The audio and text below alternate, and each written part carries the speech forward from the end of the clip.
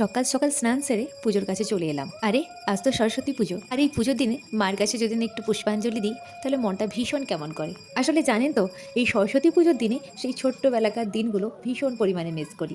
ছোটবেলাতে এই সরস্বতী পুজোর দিনে সকাল সকাল ঘুম থেকে উঠে স্নান সেরে মা সুন্দর করে সাজুগুজু করে সাজিয়ে দিতেন। স্কুল টিউশন যেতাম, পুজো দেখতাম, মায়ের কাছে পুষ্পাঞ্জলি দিতাম, প্রসাদ খেতাম, তারপর বান্ধবীদের সঙ্গে ঘুরতে যেতাম। সারা দিন ধরে প্রচুর পরিমাণে আনন্দ করতাম। সত্যি সেই সমস্ত দিনগুলো যে কী করে এত তাড়াতাড়ি চলে গেল ঠিক বুঝতেই পারলাম না। আগের দিনগুলোর মতন হয়তো সেভাবে এনজয় করতে পারিনি, কিন্তু যেমন পেরেছি তেমন ঠিক এনজয় করেছি। আমার এই পুচকু ছেলেটার সঙ্গে সরস্বতী পুজোটা এনজয় করেছি। তাই তো মা আর ছেলে সকাল সকাল ঘুম থেকে উঠে সকাল 6টার সময় স্নান সেরে মায়ের কাছে পুজো দিয়ে পুষ্পাঞ্জলিটা দিয়ে এলাম। আর পুজো দিয়ে বাড়ি আসতে না আসতেই ছেলেদিকে প্রসাদ নিয়ে খেতে বসে গেছে। খাওয়া দাওয়া কমপ্লিট করে এবারে আমি যাব একটু রান্নাঘরে। আজ দুপুরে একটুখানি খিচুড়ি বানাবো, একটু বেগুনি আর একটু পাঁপড় ভাজা। জানেন তো, আগে আগে এই ছোটোবেলায় আমার মাকে দেখতাম সরস্বতী পুজোর দিনে না খিচুড়ি বানাতো। আমরা এই পুজোর দিনে পুষ্পাঞ্জলি দিয়ে বান্ধবীদের সঙ্গে সমস্ত জায়গা ঘোরাঘুরি করে বাড়ি আসতাম, আর তারপরে মায়ের হাতের বানানো গরম গরম খিচুড়ি খেতাম। ভীষণ ভালো লাগতো জানেন তো। আর সেই জন্য আমিও ভাবলাম যে আজকে একটুখানি খিচুড়িই বানাবো।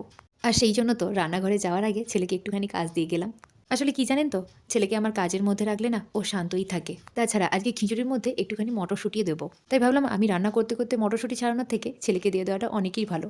আর তাছাড়া ও মটরশুঁটিটা ছাড়াতে বেশ ভালোই পারে। মটরশুঁটি ছাড়িয়ে কতটা কি বাটিতে রেখেছে জানি না, বেশিরভাগ মটরশুঁটি ও নিজে একাই খেয়েছে। সে পারলে খাক, যেন ও শান্ত থাকে, চুপচাপ থাকে। তবে হ্যাঁ, সবগুলো মটরশুঁটি ও একাই কিন্তু ছাড়িয়েছে। চলুন তাহলে, বেশ অনেকটাই বেলা হয়ে গেছে, এবারে রান্নাটা বসিয়ে দিই আস্তে আস্তে। সমস্ত সবজি কেটে ধুয়ে কষিয়ে রান্না করতে বেশ অনেকটা সময় লেগে যাবে। আর তাছাড়া ছেলে আজকে অনেক সকাল সকাল ঘুম থেকে উঠেছে, তাড়াতাড়ি রান্না বান্না করে ওকে আগে খাওয়াতে হবে, না হলে যদি আবার ও ঘুমিয়ে পড়ে। চলুন তাহলে তাড়াতাড়ি করে রান্না বান্নাগুলো সেরে নিই। আর এদিকেও বরমশাইয়ের একটা ফোন আসতে বরমশাই ডিউটি বেরিয়ে পড়েছে। তারপরে আস্তে আস্তে রান্না করতে করতে আমার শরীরটা এতটাই পরিমাণে খারাপ লাগছে যেটা আমি বলে বোঝাতে পারবো না। একটু রেস্ট না নিলে হয়তো ভালোই লাগবে না।